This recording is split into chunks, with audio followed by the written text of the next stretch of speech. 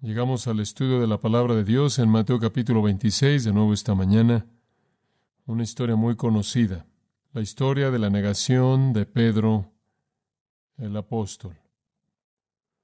Esta semana, conforme yo estudiaba este texto en particular de la Escritura, me impresionó un nuevo pensamiento, una nueva percepción con respecto a esta historia más bien trágica y triste.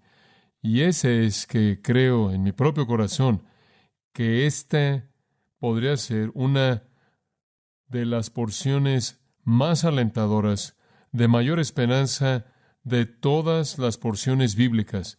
Normalmente vemos la negación de Pedro de Jesucristo como una gran tragedia, y de hecho lo es. Pero hay otro lado a esto. Hay un lado sorprendente y emocionante en esto, uno que nos deja boquiabiertos. Y espero que conforme eso se abra para usted, conforme lo vemos esta mañana. Así fue para mí, de tal manera como por primera vez en mi vida al estudiar esta historia, pude verlo como un relato positivo, emocionante, de esperanza y aliento, y quiero que sea así para usted. Me hice una pregunta: ¿cuál es el regalo más grande que Dios jamás podría dar? Y la respuesta a esa pregunta, obviamente, a partir de la Escritura, es el perdón de pecados. No habría salvación sin el perdón de pecados. No habría relación con Dios sin el perdón de pecados. No habría entrada al cielo a menos de que nuestros pecados fueran perdonados. No conoceríamos la utilidad del Señor sin el perdón de pecado. No conoceríamos el alivio de la culpabilidad sin el perdón de pecado. Lo más grande que Dios jamás le ofreció al hombre es el perdón de pecado. Esa es la razón por la que en Éxodo 34, cuando Moisés dijo: quiero verte, Dios, el Señor dijo: yo soy Jehová, Jehová Dios, y yo soy misericordioso y piadoso, y perdono la iniquidad. Y él siguió describiendo su naturaleza de gracia que perdona el pecado. Y el profeta Miqueas dice: ¿quién es un Dios que perdona como tú? Y el apóstol Juan dice: si andamos en la luz, como Él está en la luz, tenemos comunión unos con otros, y la sangre de Jesucristo, el Hijo de Dios, continúa limpiándonos de todo pecado. Y si confesamos nuestros pecados, Él es fiel y todavía es justo en perdonarnos y seguir limpiándonos. El perdón del pecado, la limpieza del pecado, es el regalo más grande que Dios jamás le ha ofrecido al hombre. Y eso es exactamente lo que vemos en este pasaje. No creo que ningún santo en el registro escritural jamás se hundió hasta llegar a las profundidades de pecado como Pedro lo hizo en esta ocasión. Y la maravilla de maravillas es que, inclusive en la extremidad de su pecado, el Señor estuvo ahí para perdonarlo. Esa es una verdad llena de esperanza. Todos nosotros como cristianos experimentamos momentos cuando venimos delante del Señor, impresionados de manera abrumadora con nuestra propia pecaminosidad, y si no es así, hemos llegado a estar muy fríos, e inclusive quizás no seamos cristianos. Pero para aquellos que conocen al Señor y caminan en su voluntad y a la luz de su palabra y en el poder de su Espíritu, existen esos tiempos constantes en donde nos volvemos conscientes de nuestra pecaminosidad y en un sentido de quebrantamiento llegamos al Señor y encontramos el perdón que cura el alma y trae gozo. Así fue la experiencia de Pedro, y la profundidad de su pecado le da a Dios una oportunidad de mostrar la profundidad de la extensión de su perdón, porque Pedro, quien cayó tan profundamente, poco después de haber sido restaurado, se volvió el vocero primordial de la primera iglesia y el gran líder que vemos en los primeros 12 capítulos del libro de los Hechos. Entonces es una historia llena de esperanza, un registro de esperanza emocionante y alentador para todos nosotros que somos pecadores salvos por su gracia. Ahora, para entender el texto frente a nosotros, el cual es el versículo 69 hasta el 75, el último párrafo del capítulo 26, necesitamos retroceder.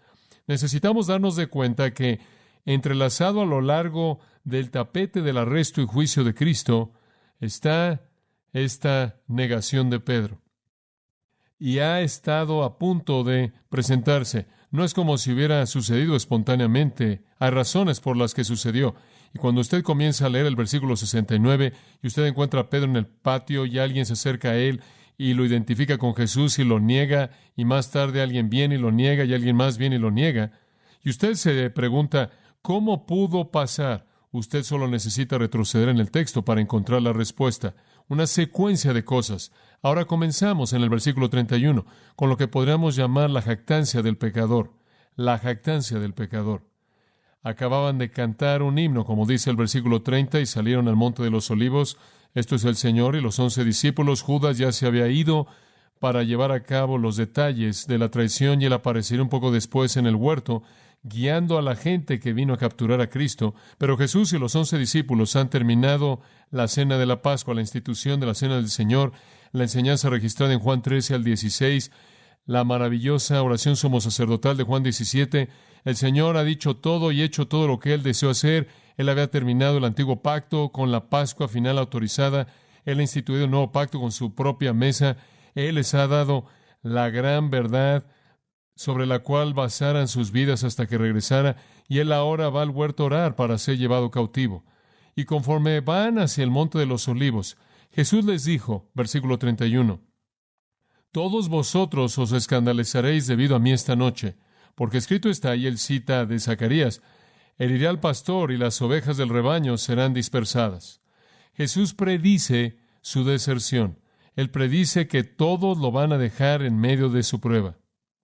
Pero después de que resucite, versículo 32, iré ante vosotros a Galilea. Después Él predice su propia resurrección y la reunión de sus discípulos dispersos. Lo van a dejar en el momento de su prueba. No me refiero a su juicio de burla, me refiero a la prueba, la lucha que Él enfrentó en toda esta escena. Pero no va a ser el fin de la historia, porque Él va a ser resucitado y los va a volver a congregar a sí mismo y los va a guiar a Galilea. Ahora, conforme Jesús predice la deserción de los discípulos, Pedro responde y él dijo en el versículo 33, aunque todos se escandalicen debido a ti, nunca me escandalizaré. Y Pedro, de manera más bien fuerte, protesta la afirmación del Señor y la predicción de la deserción de los discípulos. Él dice, de hecho, todo el mundo lo puede hacer, nunca lo haré. En base a su sentimiento emocional hacia Cristo, en base a su amor y atracción supuesta hacia Cristo, él pensó que era invencible. Él no podía aceptar la predicción de Jesús. Él pensó que él había llegado al lugar en su propia vida en la que él era maduro espiritualmente, en donde sus prioridades estaban en concreto, en donde de alguna manera era invulnerable a los ataques de Satanás, del mundo y la carne. Y él no podía imaginar alguna circunstancia o alguna dificultad que hiciera que de alguna manera él le diera la espalda y negara al Señor Jesucristo. Sus impulsos emocionales simplemente no podían comunicarle eso a su mente. No había presión que pudiera ser tan grande. Y entonces aquí lo vemos de manera más bien jactanciosa, diciendo, estás equivocado, Señor, lo cual necesita mucho ego confrontar la palabra del Dios viviente y decir, estás equivocado, pero eso es lo que Él hizo. Y entonces somos confrontados en los versículos 31 al 33 con la jactancia del pecador. Inmediatamente después de eso vemos el desafío del pecador. En el versículo 34 el Señor dijo, de cierto te digo que esta noche, antes de que cante el gallo, y Marcos añade que Él dijo, antes de que el gallo cante 2 veces, y Jesús fue muy específico, me negarás 3 veces. Jesús regresa a una afirmación inclusive más fuerte, y no acerca del grupo entero, sino solo acerca de Pedro, y dice, por el contrario, no solo no vas a ser fiel a mí en contraste al resto de los otros discípulos, sino que vas a ir un paso más allá de ellos, que será peor, me vas a negar 3 veces antes de que el gallo pueda cantar 2 veces. En el versículo 35 vemos el desafío de Pedro. Pedro le dijo, aunque muriera contigo, no te negaré. Y sus palabras valientes arrastraron a los demás y los otros discípulos dijeron lo mismo. Ahora el Señor en el versículo 34 dice, me negarás, y usa un verbo fuerte que significa negar completamente. Y Pedro simplemente no puede aceptar eso. Él desafía persistentemente la palabra del Señor. Es bastante sorprendente. Y en Marcos 14:31, Marcos escribe que él protestó apasionadamente esto. No fue una protesta suave, fue una apasionada, fuerte. Moriré primero, dice él, el cual es el acto de valentía definitivo y extremo. Y entonces entendemos que la noche del jueves Pedro ha jurado, gran valentía inclusive al punto de la muerte. Él se jacta, inclusive desafía la palabra del Señor. Es bastante sorprendente. Este hombre realmente tenía una personalidad fuerte y un ego fuerte para decirle al que pronunció la verdad, estás equivocado, pero eso es lo que hizo. Y Mateo recoge el desarrollo del declive constante de Pedro cuando llegan al huerto en el versículo 40. Llegaron al huerto allí en la colina del Monte de los Olivos. Jesús se adelantó al huerto, después los discípulos, 8 de ellos se quedaron ahí a la entrada, 3, Pedro, Jacobo y Juan, se adelantaron y Jesús más allá de ellos. Y entonces Jesús se va a un lugar muy privado y cuando Él regresa, habiendo pedido que oraran con Él los encuentra en el versículo 40 dormidos y entonces le dice a Pedro, quien es su líder reconocido, ¿qué? ¿No habéis podido velar conmigo una hora? Velad y orad para que no entréis en tentación. El espíritu está dispuesto, mas la carne es débil. Ahora, sabemos que el espíritu estaba dispuesto. Pedro lo había expresado, ¿no es cierto? Y así lo habían hecho los otros discípulos. Habían afirmado que realmente estaban dispuestos a morir por el Señor. Pero su carne no era tan capaz como su espíritu estaba dispuesto. Y entonces él dice, debes estar orando. Pero como puede ver, los discípulos jactanciosos que confían en sí mismos no oran porque no necesitan. ¿Entiende usted eso? Han llegado al punto de la invencibilidad y estaban en la situación en la que pensaban que eran absolutamente invulnerables. ¿Por qué había que orar? Y entonces, en lugar de estar alerta a la realidad del momento, esta era la hora de la potestad de las tinieblas, Jesús dijo, en lugar de estar alerta al hecho de que las fuerzas del infierno nunca habían trabajado más duro de lo que estaban trabajando en esta hora, simplemente se durmieron. ¿Qué necesitaban con la oración? Habían hecho su voto. Iban a cumplirlo en base a sus emociones y afectos y su atracción a Jesús y sus sentimientos. Iban a ser llevados por su compromiso verbal. Entonces vemos la indiferencia del pecador. Son indiferentes a la necesidad de orar. El Señor regresa a orar por segunda vez en el versículo 42, ora, y en el versículo 43 regresa para encontrarlos otra vez dormidos. En el versículo 44 regresa a orar, regresa por tercera vez. En el versículo 45 los vuelve a encontrar dormidos y dice, ¿están durmiendo ahora y descansando? Todavía están durmiendo. Jesús ya podía ver a Judas y al grupo de la guardia del templo, los soldados romanos, los sacerdotes subiendo por la colina hacia ellos y los discípulos estaban durmiendo en medio de todo esto, teniendo una confianza excesiva espiritual, indiferentes a la realidad del ataque, porque eran tan jactanciosos. La siguiente escena la encontramos en el versículo 51, y esta es la impulsividad del pecador. Pedro tiene tanta confianza, es tan desafiante, tan indiferente, y ahora lo encontramos como resultado de todo eso, actuando de manera absoluta por sí mismo. Y en el versículo 51 dice que uno de aquellos que estaba con Jesús, y Juan nos dice que fue Pedro, sacó una espada y realmente comenzó con el grupo entero. El primer hombre que estaba en fila se llamaba Malco, y él era el siervo del sumo sacerdote, y trató de cortarle la cabeza, y falló y solo le cortó su oreja. Y esto no es actuar bajo la instrucción de Jesús. Esto no es lo que Jesús quería. ¿Acaso Pedro había olvidado las varias ocasiones en las que Jesús había dicho, debo ir a Jerusalén y debo ser llevado cautivo y debo poner mi vida y debo resucitar? ¿Se le había olvidado eso? ¿No quería escuchar eso? Sabemos que él protestó en contra de eso y dijo, no sea así, Señor. Pero inclusive en ese momento estaba dejando que Satanás hablara a través de él. Pero ¿por qué no podía él aceptar cuál era la voluntad del Señor? Pero no Pedro. Él actuó impulsivamente, tan controlado por su propio ego, su supuesta valentía, y sintiéndose en cierta manera invencible, debido a que Jesús estaba de pie al lado de él. Y él sabía que Jesús tenía el poder de destruirlos a todos, porque momentos previos a sacar la espada, recordará usted, Jesús había hecho que todos cayeran. 1000 de ellos habían caído al polvo simplemente por oír su nombre. Entonces Pedro sabía que él estaba junto a alguien que tenía poder definitivo. Y él no tenía temor en esa situación porque él sabía que si el Señor podía salvarlo en otra situación, caminar sobre agua, el Señor ciertamente podía librarlo de estos a quienes él había derribado al suelo. Y entonces él se sintió invencible. Y esto simplemente confirmó en su propia mente la invencibilidad que él sintió que era característica de su propio corazón. Él sacó una espada y comenzó con todo el grupo y el Señor lo detuvo y dijo, guarda esa espada a menos de que quieras morir por la espada. En otras palabras, si quitas una vida, ellos tienen el derecho de quitarte la vida. Esa es ley bíblica.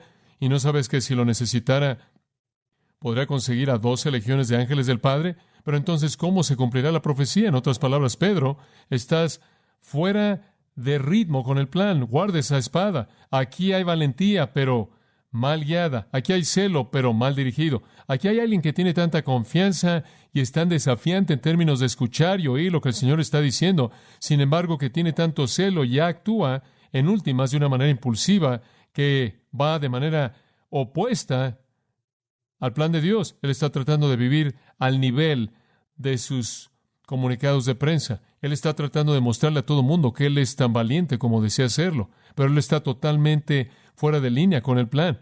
Fue su jactancia, su desafío, su indiferencia y su impulsividad que llevó finalmente al colapso del pecador. Y ese es nuestro texto para esta mañana. Su colapso fue inevitable debido a estas actitudes previas. La escena aquí es muy vívida y quiero dársela. Regresa al versículo 58 antes de que veamos el versículo 69. En el versículo 57 dice, llevaron a Jesús cautivo. Sabemos a partir del registro del Evangelio, comparando a Mateo, Marcos, Lucas y Juan, lo cual tenemos que hacer a lo largo de toda esta escena para tener todo el panorama, porque cada escritor se concentra en diferentes elementos. Llevaron a Jesús cautivo y lo amarraron.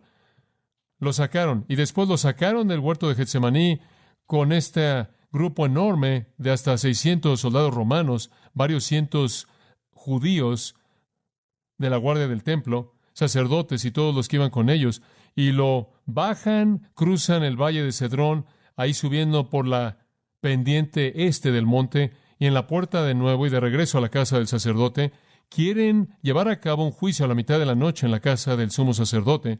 Y entonces el versículo 57 dice que lo llevaron a Caifás, el sumo sacerdote, en donde los escribas y los ancianos estaban reunidos. Ahora sabemos a partir de los otros registros de los evangelios que cuando llevaron a Jesús de regreso a la casa del sumo sacerdote, el primero fue llevado ante Anás, quien era el sumo sacerdote anterior. Juan 18 describe la escena entera ante Anás. Mateo no describe eso. De hecho, Juan es el único que la describe a detalle. Jesús entonces fue llevado de regreso a Anás. Ahora, algunos han hecho la pregunta, ¿es eso un problema entonces que resolver con este versículo, el cual dice que lo llevaron a Caifás? En absoluto. Permítame decirle por qué no es un problema. El sumo sacerdote vivía en una casa grande. Vivían en una casa grande en la ciudad de Jerusalén, en algún lugar cerca del templo. Un tipo de estructura enorme. Y no era raro para las familias compartir el mismo tipo de hogar o el mismo tipo de casa. Y en este caso, sin duda, eso fue lo que ocurrió. Anás fue el sumo sacerdote anterior.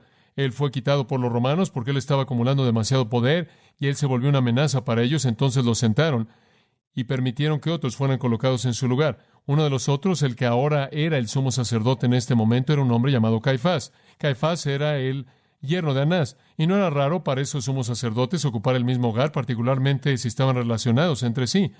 Por cierto, muchos otros de esos sacerdotes, sumos sacerdotes que habían sucedido a Anás, habían sido sus propios hijos, entonces en cierta manera todo quedó en la familia. Anás era el poder tras bambalinas. Esa es la razón por la que enviaron a Jesús primero a Anás. Con su experiencia y sabiduría, ciertamente él podía inventar alguna acusación en contra de Jesús, que podían usar como una base para el juicio ante el Sanedrín, el cual iba a ser conducido por el líder del Sanedrín, quien era Caifás.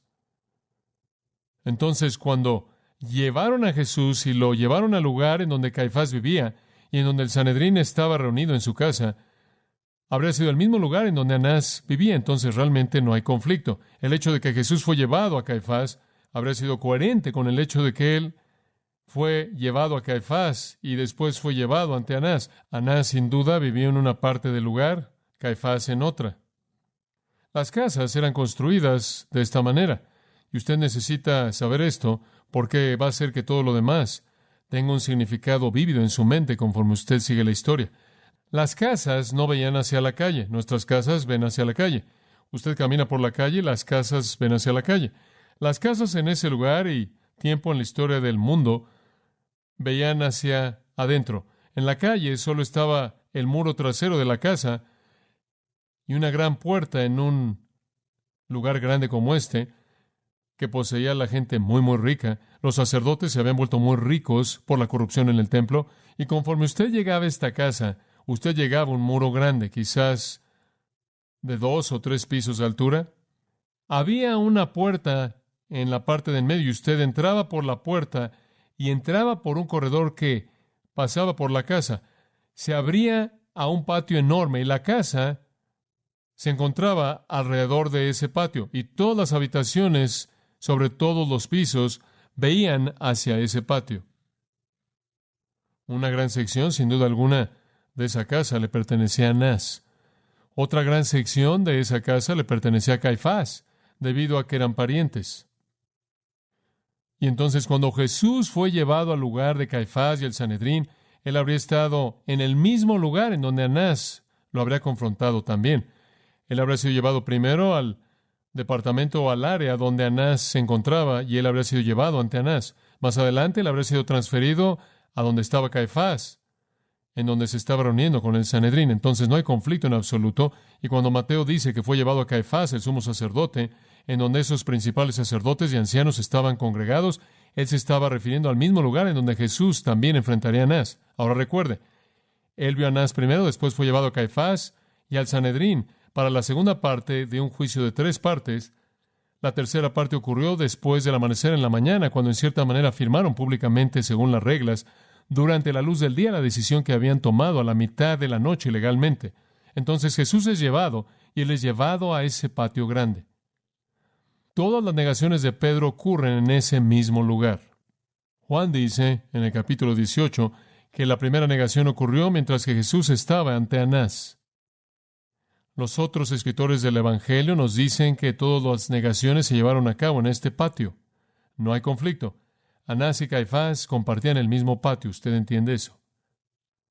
Entonces, las 3 negaciones se llevaron a cabo en el mismo patio de la misma casa del sumo sacerdote, partes de las cuales eran ocupadas tanto por Anás como por Caifás.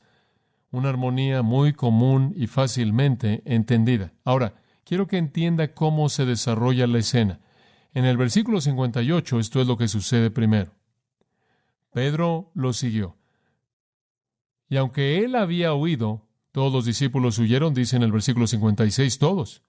Cuando Jesús fue llevado prisionero, él no se pudo mantener alejado, en cierta manera fue jalado por el amor que tenía hacia el Señor, entonces él regresa para seguir al Señor. Y él lo sigue, dice, de lejos. Él no tiene la suficiente valentía como para acercarse a él, pero él está en algún punto entre el amor y el temor y él sigue a distancia. A usted le podría interesar saber que él no estaba solo. Según Juan 18:15, acompañándolo estaba otro discípulo que también seguía al Señor. Ese otro discípulo fue Juan. Este otro discípulo era conocido por el sumo sacerdote. Él era conocido por el sumo sacerdote, no sabemos cómo, no conocemos cuáles eran las circunstancias, pero aparentemente le dio entrada a la casa del sumo sacerdote. Entonces el Señor es llevado a la casa del sumo sacerdote y siguiendo van Pedro y Juan. Realmente van más allá de su capacidad. Ciertamente Pedro lo estaba. No tenemos palabra de lo que le pasó a Juan. No sabemos lo que pasó después de que él entró. No sabemos si él se quedó, si él se fue. El texto no dice nada, pero sabemos que él no negó al Señor. No obstante, Pedro es el héroe de la escena, o el antihéroe, como usted lo quiera expresar. Juan entró, usted lee en Juan 18, versículo 16, porque él era conocido por el sumo sacerdote. Pedro se quedó afuera, él no podía entrar, él no tenía acceso, él no era conocido.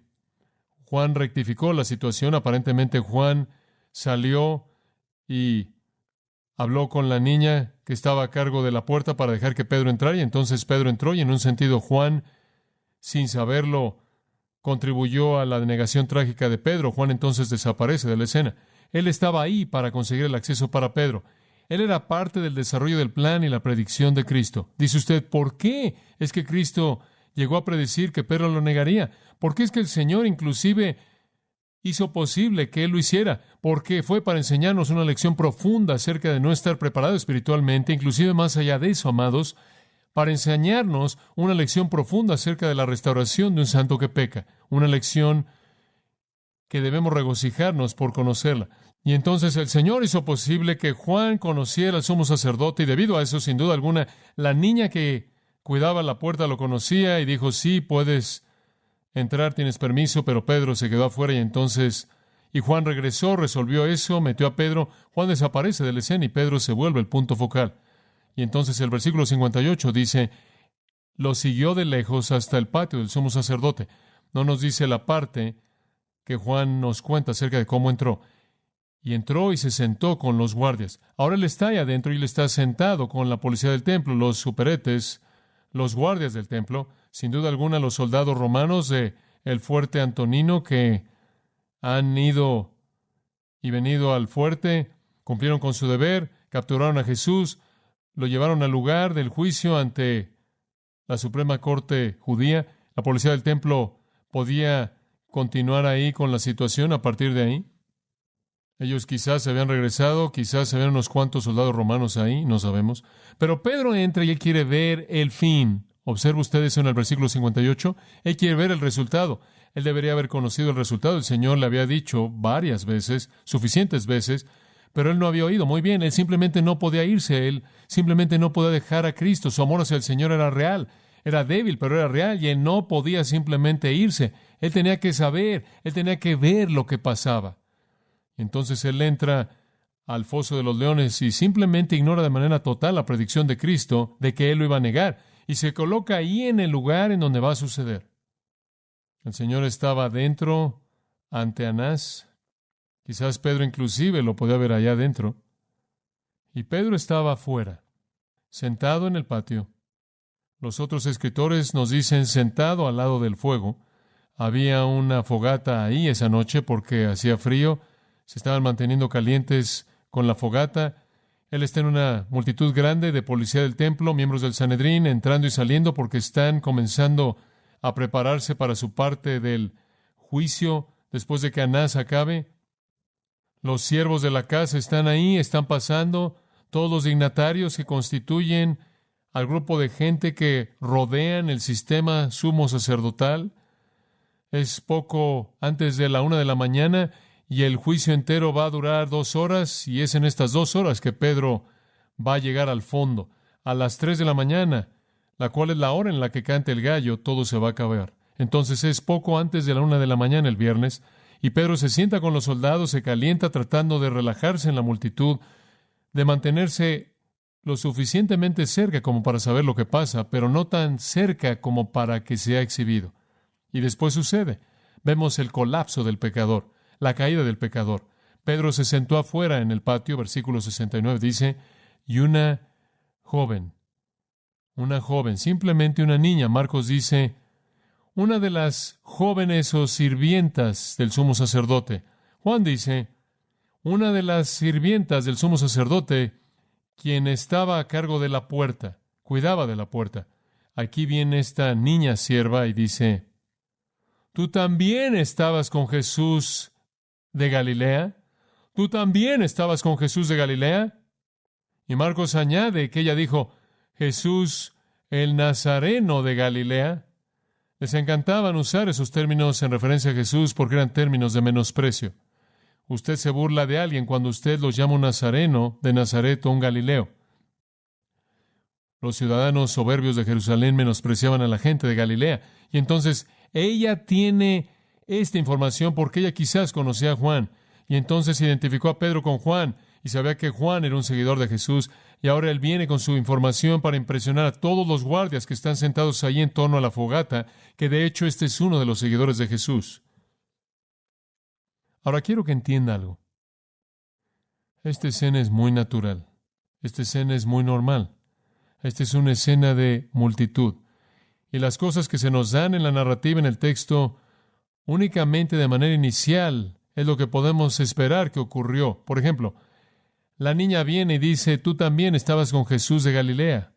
Pero podemos estar ciertos de que ella no nada más podía acercarse y decir eso en silencio, sin llamar la atención de todo el mundo primero. Digo, estos son soldados que están ahí y hay gente hablando por todos lados. Y esa es la razón por la que cuando usted lee Mateo, Marcos y Lucas, encuentra que la niña dice que dijo algo un poco diferente en cada lugar. Y es muy probable que en esa escena tan natural ella está diciendo, tú fuiste uno de los seguidores de Jesús el Nazareno.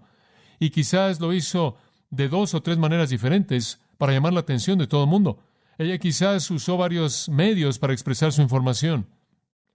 Y la respuesta de los hombres debe haber regresado en varias maneras también. Y entonces cuando vemos una variación sutil en lo que ella dijo, o inclusive en el Evangelio de Juan, parece como si él ha invertido la primera negación y la segunda, porque él no está interesado en la cronología y no nos debe sorprender. Esta es una escena muy natural. Observe la respuesta de Pedro. Ella expresa esta pregunta, sin duda alguna, en varias maneras diferentes, para cuando todo el mundo ya está prestando atención y escuchando. Y él lo negó, observe, ante todos, lo cual quiere decir que ella había llamado la atención de todos. Y su negación no fue hacia esta sierva, sino hacia todo mundo, quien ahora ha sido metido en la escena. Ahora, recuerde esto. Jesús dijo, Pedro, lo vas a negar 3 veces. No hay más de 3 negaciones. Leí un libro esta semana que dice que hubieron 8. No sé cómo es posible que alguien pudiera escribir un libro que dice que hay 8 cuando Jesús dijo que son 3. Lo que usted tiene que entender es que cada una de estas 3 ocasiones de negación, de una manera muy natural, incluyeron más que una afirmación en ambos lados, de tal manera que cada una de estas 3 ocasiones de negación es una escena de negación en la que debe haber un diálogo. Entonces, Pedro lo negó delante de todo el mundo, diciendo, no sé de qué hablas, no sé de qué estás hablando. Impresionante. Este es Pedro. Es increíble. En Marcos dice, no lo conozco. Y Juan dice que él dijo, yo no. Y la verdad es que él dijo, yo no soy, no lo conozco, no sabes lo que estás diciendo, simplemente una manera muy natural de responder. Entonces no debemos volvernos sobreprotectores de la exactitud de un libro y decir que debido a que uno dice esto y el otro dice otra cosa, hay una contradicción en absoluto.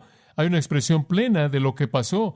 En una escena muy natural, él estaba negando ante todo mundo, y él probablemente lo hizo con varias afirmaciones, inclusive más de las que son registradas. Dice usted, pero ¿cómo es que él pudo hacer esto? Este es el hombre que acababa de decir que él moriría por Cristo. Digo, este es el hombre que estaba en la parte de arriba de cualquier llamado que cualquier ser humano jamás pudo haber conocido. Él era el líder de los 12. A él se le dieron las llaves del reino. Digo, él es el que expresa el evangelio del reino. Él es el que ha vivido con el rey. Él es un hombre privilegiado. Él es el que conoce a Cristo, quien tiene poder milagroso. Digo, este es Pedro, quien puede sanar enfermedades, como lo vemos en el libro de Hechos. ¿Qué está haciendo negar a Cristo? Este no es algún convertido nuevo. Este no es alguien que no ha tenido una familiaridad personal con Cristo, y por lo tanto él puede tener algunas dudas. Y yo pienso, él pudo haber estado listo para el momento grande. Digo, si el Señor de pronto le hubiera enviado y hubiera dicho, pásale a mi juicio, quiero que hables a favor mío, él pudo haber estado junto al Señor y haberse sentido invencible, como lo hizo en el huerto cuando el Señor estuvo ahí, sacó la espada. Digo, él pudo haber estado listo para el momento grande. Él pudo haber estado listo para el testimonio grande y para la oportunidad grande, para ser un orador ahí enfrente junto al Señor, pero le voy a decir que no estaba listo para lo inesperado, insignificante. Y me temo que somos así también. Digo, podemos prepararnos para el estudio bíblico bastante bien, podemos prepararnos muy bien para comunicar a Cristo en una situación dada, y podemos esperar ciertas cosas que van a venir, y podemos preparar nuestro sistema y estar listos, y de pronto enfrentamos algo que no esperamos que nos derriba, y terminamos negando a Cristo. Él estaba listo para lo grande, fue lo pequeño lo que lo sacudió. Y el Señor no estaba tampoco a su lado. Y él tenía miedo. Y entonces él negó lo que ella dijo delante de todo el mundo. Él negó que tenía alguna identificación con Jesús. Realmente aterrador. Él nos recuerda a Elías, ¿no es cierto? Quien sube ahí al Monte Carmelo, saca una espada y mata a 450 sacerdotes falsos y después baja y oye que una mujer lo está buscando y sale corriendo de ahí. ¿Cómo es posible que usted puede ir de alturas así de la victoria a puntos tan bajos de la derrota? Digo, aquí estaba Pedro, quien acababa de salir de la experiencia del aposento alto, en donde él había visto el fin del antiguo pacto, la iniciación del nuevo pacto, en donde él había oído promesas que jamás habían sido oídas por ningún oído humano antes y nunca pueden ser superadas por ninguna otra desde ese entonces. Este es Pedro, quien ha visto al Señor derribar a un grupo entero de personas, llegando a casi 1000 ahí al polvo. Este es Pedro, quien ha visto a Jesús darle una oreja a alguien que acababa de perder una oreja. Este es Pedro, quien ha caminado sobre agua. Digo, este es Pedro, quien ha oído que Jesús va a resucitar de los muertos. ¿Qué está haciendo al negar a Cristo? Él es una ilustración viva del principio dado por el apóstol Pablo. Así que el que piensa que estar firme, mire que que no caiga. Su propio sentido de confianza se volvió su derrota. Solo se necesitó a una pequeña sirvienta que cuidaba la puerta para que cayera el jefe de los 12. Se fueron todas sus protestas elevadas y heroicas para Jesús. Se fue su valentía que supuestamente existía en su corazón. De su mano había sido arrebatada la espada y ahora de su corazón había sido arrebatada su virtud. Y ahora estaba ahí, el cobarde arrogante, incapaz de confesar a su Señor celestial, acobardándose en una negación mentirosa. Él tenía miedo de ser arrestado. Sus instintos de protección personal se apoderaron y él negó lo que él sabía que realmente era verdad. Esto es bastante sorprendente y este es un gran principio de la virtud espiritual. Permítame decirle algo. Lo que revela la virtud es la respuesta involuntaria, no la respuesta planeada.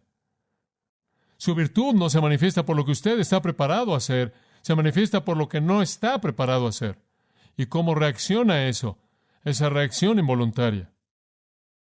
Eso muestra su virtud.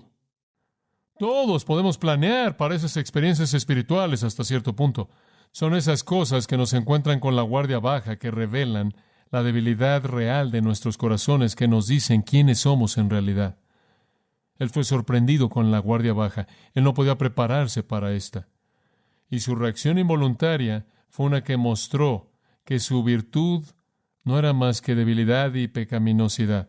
Y no fue simplemente algo nuevo, fue el resultado de un ego fuerte y una indisposición a escuchar la palabra del Señor, no orar y actuar de manera total en base a su propio impulso, independiente del propósito y el plan de Dios. Él estaba solo y solo estaba débil, así como cualquier otra persona. Lucas dice en este punto, Lucas 22:58, y después de un poco tiempo, y después lo retomamos en el versículo 71, y cuando él salió al patio, ahora después de negar al Señor junto a la fogata entre los guardias del templo, él no puede irse inmediatamente o verse como si fuera un mentiroso, entonces él se queda por un rato, y él en cierta manera, usted sabe, trata de aparecer como que está en control y simplemente se aleja un poco, le está tratando de manejar todo esto, y en el versículo 71 dice que él se fue al patio, Marcos lo llama el vestíbulo. Lo que era el corredor que llevaba a la puerta. Él pudo haber estado dirigiéndose hacia la salida, eso no es imposible, pero probablemente habían dos lugares para mantenerse caliente en una noche fresca. Uno sería alrededor de la fogata, el otro sería en el corredor lejos del viento, y entonces él se dirige al corredor. Es más oscuro ahí, la luz de la luna no será tan brillante, tampoco lo será la luz del fuego. Entonces voy a llegar ahí, se dice a sí mismo, en donde no voy a tener este tipo de vulnerabilidad. Entonces él se fue a el patio, lejos del peligro potencial, lejos del reconocimiento.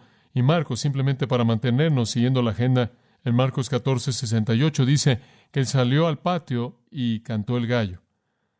Esa es la número 1. Él ha negado al Señor una vez, el gallo ha cantado una vez.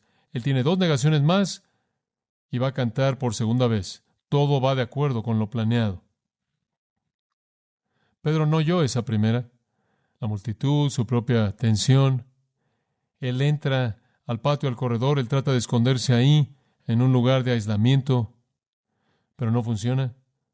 Porque el versículo 71 dice que en cuanto llegó ahí, avergonzado, con el miedo de ser llevado cautivo, dirigiéndose hacia la salida en caso de que necesite salir rápidamente, otra niña alós, otra en el género femenino, otra del mismo tipo como la otra sierva, niña, otra que cuidaba la puerta, lo vio y le dijo a los que estaban ahí, la multitud que estaba ahí congregada, y usa un término de menosprecio, con cierto menosprecio, también estaba con Jesús de Nazaret. Y ahí él es exhibido de nuevo. Él simplemente no se puede ir.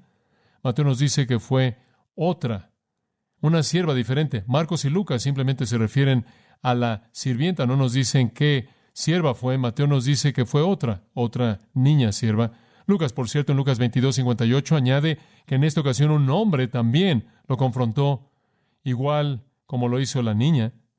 Y de nuevo, digo, es una escena muy natural. Este es el momento de su segunda negación, pero eso no quiere decir que solo se hizo una afirmación. Fue otra sierva, pero Lucas también añade que hubo un hombre ahí en el corredor que también lo confrontó. Entonces, aquí está la segunda escena de la negación. La niña y después el hombre.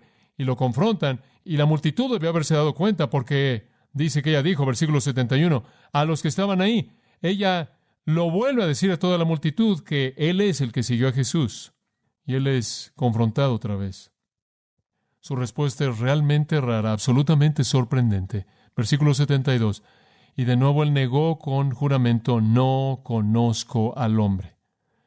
Pobre Pedro, él está enojado, él está penado, él está avergonzado, él está frustrado, él tiene miedo, él está confundido, él está atrapado y ahora sus negaciones se están volviendo más fuertes. Y en esta ocasión él no solo miente, él miente dos veces. Él mintió y después él mintió, y él mintió porque dijo que no mintió, él mintió en su mentira y él mintió en su juramento. ¿Sabe usted lo que es un juramento? Es jurar por decir la verdad, es jurar. El juramento definitivo será jurar por el Dios viviente. De regreso en el versículo 63, cuando el sumo sacerdote quiso la verdad de Jesús, él dijo, te conjuro por el Dios viviente, dinos si eres el Cristo, el Hijo de Dios. Pedro hizo un juramento. Él hizo un juramento personal de veracidad ante Dios. Yo juro la verdad delante de Dios. No conozco al hombre. No conozco a este hombre, Jesús. Es increíble. Juan el apóstol dice que es característico de un creyente que él conoce al Padre, que él tiene una identificación con el Padre. Pablo dice que clamamos Abba, Padre. Somos los que conocemos a Cristo y lo damos a conocer. Pedro va en contra de su propia naturaleza, en contra de lo que él es, un hijo de Dios, violando una característica básica. Él está negando de manera fuerte y trayendo un juramento de veracidad de que él no conoce a Cristo. Es la segunda negación. Es peor que la primera. Demuestra una falta de confianza. ¿Por qué no podía simplemente decir la verdad y encomendarse al cuidado del Señor? Porque él no tenía la fortaleza espiritual. Él estaba débil. Él tenía gran privilegio espiritual y gran experiencia espiritual. Pero no tuvo una cosa. Y eso fue que a pesar de su experiencia y a pesar de su privilegio, no necesariamente usted es invencible. Y puede ser que hay personas que piensan que debido a que conocen tanto de la Biblia y porque han experimentado tantas cosas en términos del movimiento de Dios, que están más allá de la posibilidad de un desastre, y ahí es cuando usted es más vulnerable. Ahí es en donde estaba Pedro. Digo, si usted piensa que debido a que ha estado aquí en Grace, usted es invencible, más vale que lo piense. Este hombre estuvo con Jesús mismo por 3 años y observe a dónde fue. Como puede ver, tarde o temprano usted debe tener el quebrantamiento de humildad, debe reconocer que usted no puede desafiar la palabra del Señor. Usted tiene que ponerse de rodillas para buscar la fortaleza, para admitir que no la tiene, y tiene que comenzar a alinearse con el plan de Dios. De lo contrario, se va a encontrar en la misma tragedia que Pedro. Ahora, ¿qué ocurrió después de esto? La segunda, versículo 73, después de un rato, cada vez dice después de un rato. Una vez Lucas lo dice, una vez Mateo lo dice. Le da usted la impresión de que Pedro de nuevo está tratando de mostrar que está en control. Entonces él se queda ahí después de un rato. En cierta manera él vuelve a salir al patio. Y después de un tiempo se acercaron a él los que estaban ahí, un grupo de hombres que estaban ahí de pie. Dice usted, ¿cuánto tiempo pasó? Bueno, Lucas 22:59 dice que fue 1 hora después. Entonces en cierta manera se quedó ahí por 1 hora. Ahora las 2 horas se acabaron. La primera hora, 2 negaciones. Y después otra hora pasa y aquí viene su tercera negación alrededor de 1 hora después.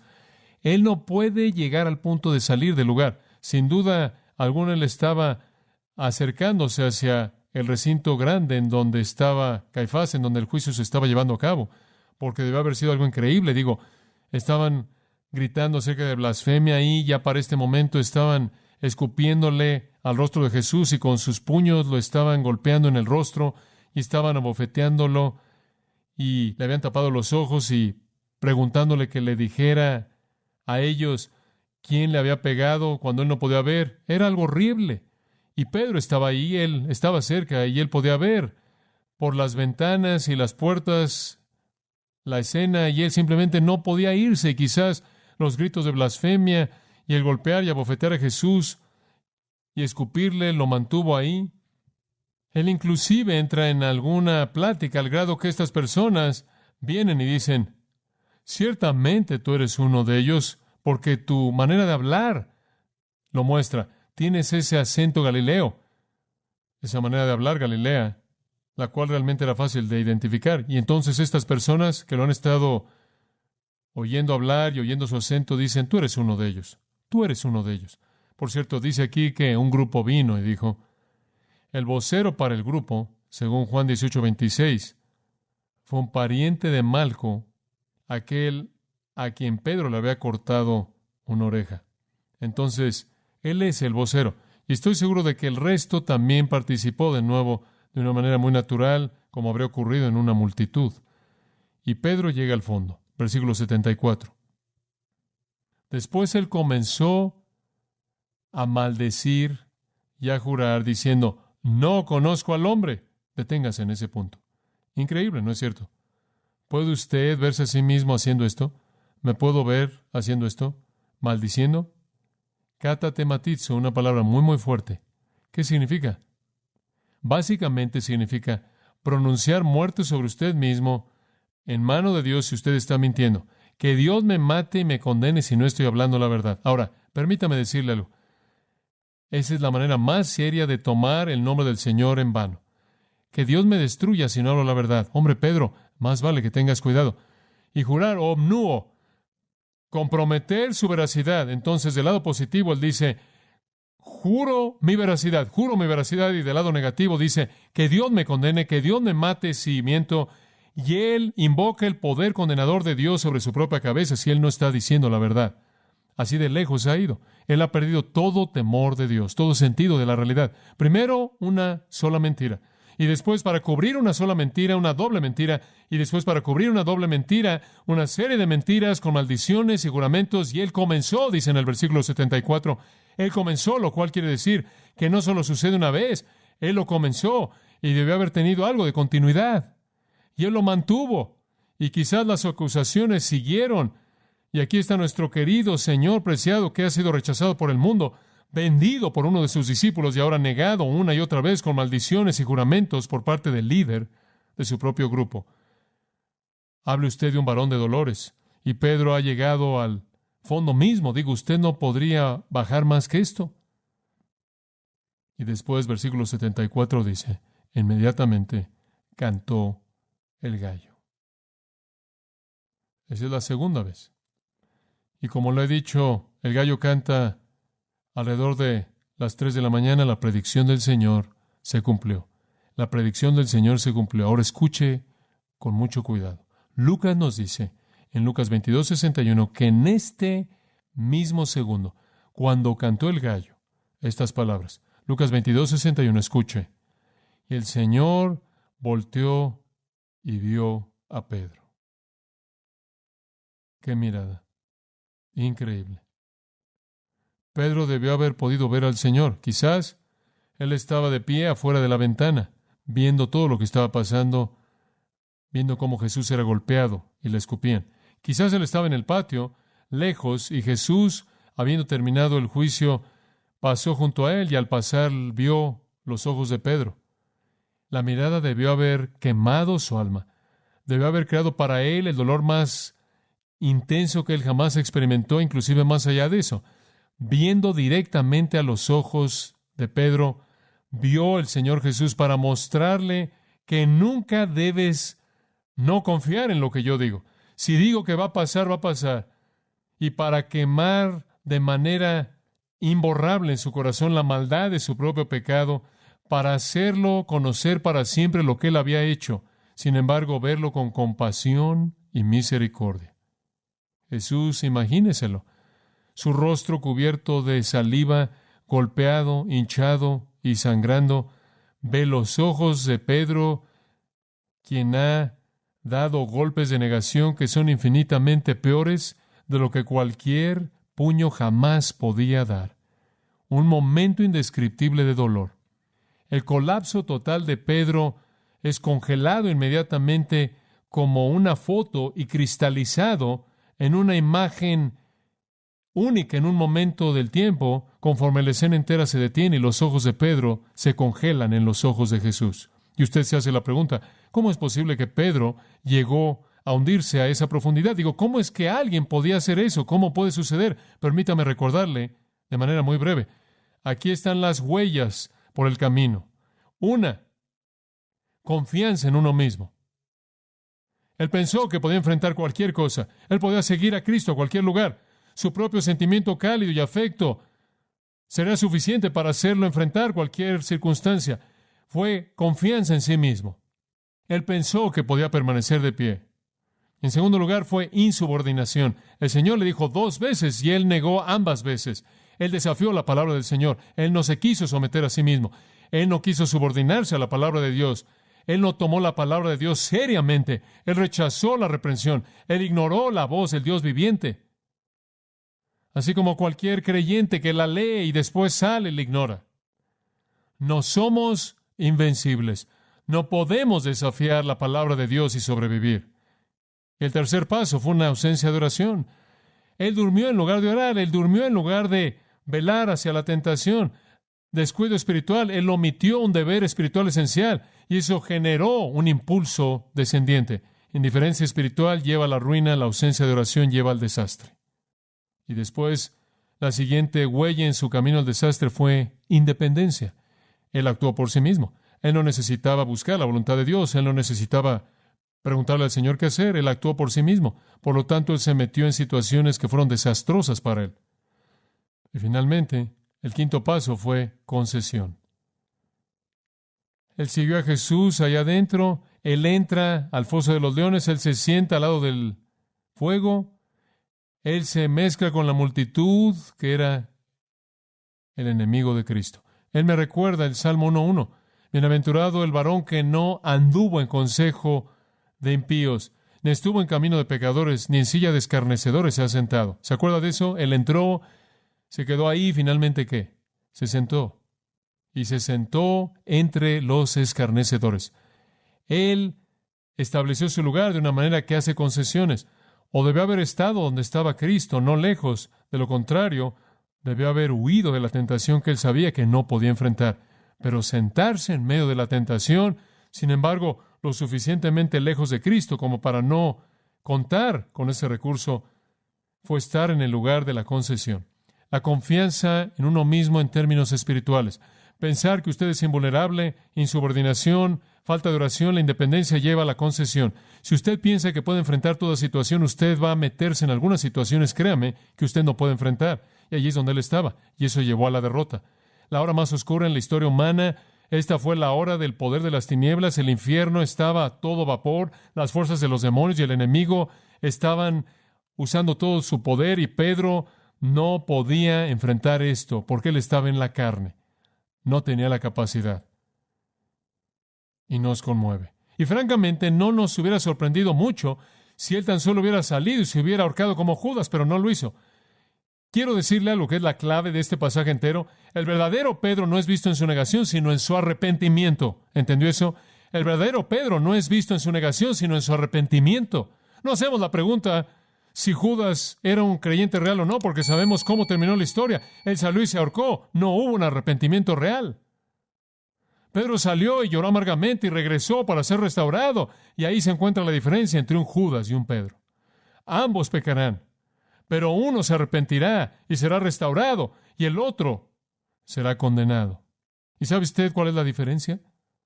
¿Se acuerda usted de Lucas 22:32? Jesús dijo: Pedro, Satanás os ha deseado para zarandearos como a trigo, pero yo he orado por ti que tu fe no falte. ¿Se acuerda de eso? ¿Sabe usted por qué la fe de Pedro no falló de manera total? Porque el Señor había orado por él. Escuche, la razón por la que nos mantenemos salvos no es por algo que hemos hecho, sino porque el Señor nos mantiene. Él no mantuvo a Judas porque él nunca tuvo a Judas, pero él mantuvo a Pedro y la fe de Pedro no falló. Y la historia no se ha acabado. Llegamos al remordimiento del pecador en el versículo 75. Pedro se acordó de las palabras de Jesús. Lo primero que él hizo fue acordarse. Él recordó las palabras de Jesús. Él recordó que él dijo que sería así y que lo haría 3 veces antes de que el gallo cantara 2 veces. Él recordó y después dice, salió. Esa es la segunda cosa. Él salió, y me da gusto que ninguno de los escritores del Evangelio nos dice a dónde fue o qué dijo. Ese es un momento privado de arrepentimiento. Ese es un momento privado de entender su propio pecado. No necesitamos estar ahí. Eso es para Él y el Señor, a quien Él ofendió de manera tan terrible. Pero sabemos cuál es la tercera cosa. Dice, Él no solo recordó y salió, sino que Él lloró amargamente. Y Él es una expresión muy fuerte, eklausen picres, lo cual significa llorar de manera audible, sollozar de manera fuerte. Él simplemente se dolió en la agonía del arrepentimiento. ¿Y sabe una cosa? Usted aprende una gran lección aquí. No fue sino hasta que vio el rostro de Jesús, y no fue sino hasta que recordó las palabras de Jesús, que Él se arrepintió. Su pecado no lo hizo arrepentirse. Fue el Salvador lo que lo hizo arrepentirse. Y aquí hay un principio muy importante. Escúchelo. No son nuestros pecados los que nos hacen llorar. No son nuestros pecados los que nos hacen arrepentirnos. Es cuando vemos contra qué tipo de Salvador hemos pecado. Y entonces siempre necesitamos tener la visión de quién es Él. El pecado en sí mismo no hizo nada para Pedro. Él lo habría mantenido, pero fue cuando él vio a Jesús y recordó sus palabras. Es el arrepentimiento que nace de un reconocimiento del tipo de Salvador en contra de quien hemos pecado. Esa es la razón, amados, por la que el ministerio aquí y el ministerio con el que estoy comprometido no es solo un ministerio de decirles, sino un ministerio de levantar a nuestro Dios de gloria, de levantar al Señor Jesucristo, para que al verlo a Él usted entienda lo horrible que es el pecado. Y en la agonía terrible del arrepentimiento, las cosas se corrigieron con el Señor, contra quien había pecado. Él, como Isaías, clamó a Dios, soy hombre de labios inmundos. Y él, como Isaías, fue limpiado. Y el fin de la historia es la restauración del pecador. Si tuviéramos tiempo, podríamos ir a Juan 21. En Juan 21, Pedro está en Galilea. Y el Señor aparece después de la resurrección, y Él viene a restaurar a Pedro, y Él viene a Pedro y le dice, Simón, hijo de Jonás, ¿qué? ¿Me amas? Y Él se lo dice ¿cuántas veces? 3. Y 3 veces Pedro dice, te amo, te amo, te amo. ¿Por qué cree usted que el Señor le dio 3 oportunidades para decir eso? Bastante obvio, ¿no es cierto? El Señor lo estaba trayendo de regreso. Para las 3 veces de negación, hubieron 3 veces de afirmar amor. El Señor aceptó el testimonio de Pedro y el Señor restauró a Pedro. Y Él dijo, alimenta mis ovejas, alimenta mis corderos, alimenta mis ovejas. Y Él lo colocó de regreso, y de regreso en el ministerio, y se volvió el gran proclamador del Evangelio en la primera iglesia. Y le quiero decir algo, esa es una historia de esperanza, ¿no es cierto? Dios está ocupado en dar gracia a los pecadores. Dios está ocupado en restaurar a los caídos. Dios está ocupado en recoger a la persona que inclusive lo ha negado, que ha mostrado ser débil y colocarlo en un lugar de fortaleza. Me da gusto que tenemos un Dios de perdón. ¿Usted no? Regresé y leí 1 y 2 de Pedro esta semana, porque quería ver si Pedro hablaba de la confianza en uno mismo. Y así es. Y él dice, debes dejar la tuya y volverte a la humildad. Y quería descubrir si él habló de la insubordinación, y lo hace. Y llama a la gente a obedecer al Señor. Y quería ver si él hablaba de no orar, y él lo dice. Él dice, velad y orad. Y sé de dónde sacó eso. Quería descubrir si él tenía algo que decir acerca de la concesión, y él lo hace. Él llama a la fidelidad hasta la muerte y una respuesta a todo hombre que le pide razón de la fe que esté en usted con mansedumbre y temor. Él aprendió todas sus lecciones aquí, y supongo que podríamos resumir su propio testimonio de esta ocasión en sus propias palabras. Vosotros, amados, 2 de Pedro 3:17, sabiendo que sabéis esto de antemano, guardaos también, no seáis llevados por el error de los impíos y caigáis de vuestra propia firmeza. Pedro dice, amados, no hagan lo que yo hice. Antes bien, creced en la gracia y el conocimiento de nuestro Señor y Salvador Jesucristo. Esa es una buena palabra de Pedro, ¿no es cierto? Él debía saberlo. Él estuvo ahí. Gracias, Padre, por nuestro tiempo esta mañana. Gracias por el mensaje aquí de que tú restauras a santos que pecan.